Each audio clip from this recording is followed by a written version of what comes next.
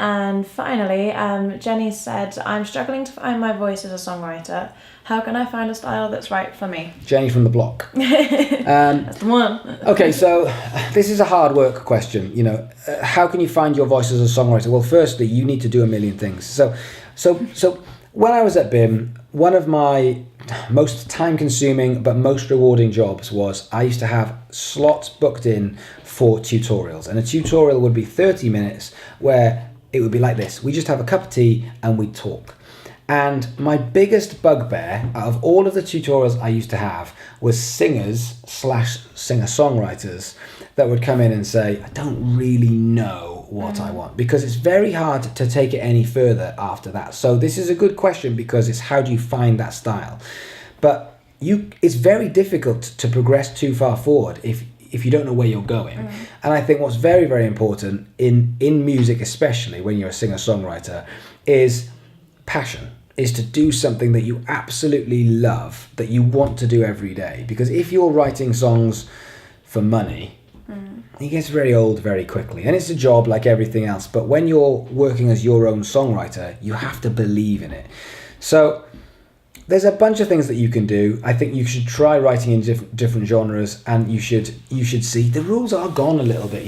If it all represents you at the moment, then as long as it's like, this is a funk track, this is a rock track, this is a pop track, then that doesn't really work. But if it all kind of fits together in a bit of a genre, and here's an interesting thing.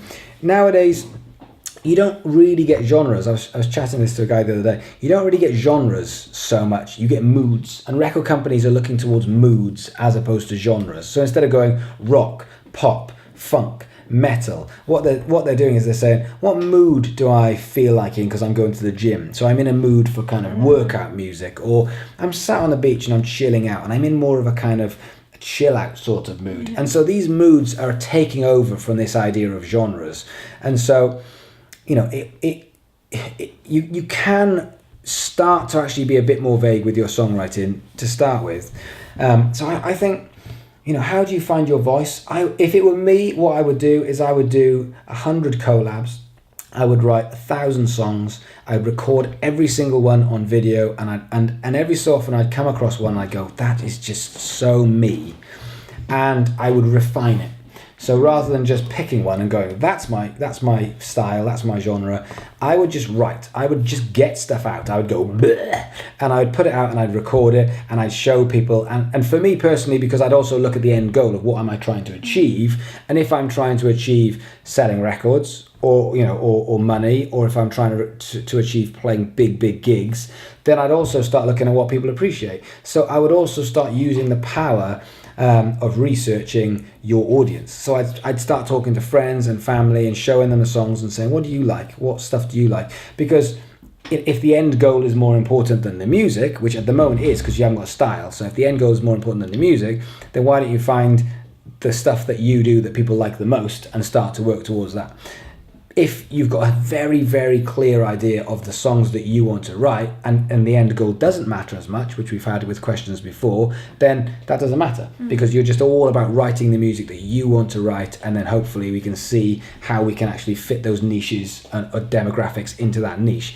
So, at the moment, I would write, I would ask questions, I would collab, I would do anything at all to just get this stuff out of me.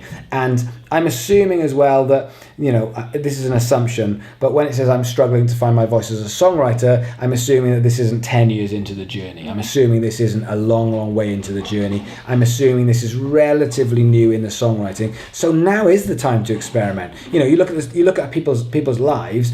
The first few years, when you finish college and you're 18 to 21, a lot of people just go, I don't know, I'm just going to go traveling. I'm going to see. I'm going to experiment. I'm going to take things in.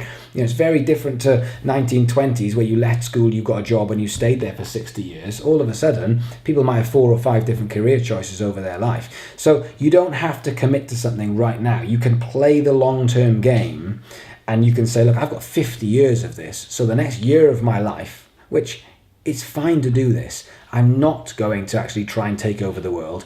I'm going to get good at what I do. I'm going to spend an entire year just writing in every different genre, and then it'll start to become more obvious when you're writing stuff and thinking, God, this is so what I'm into at the moment.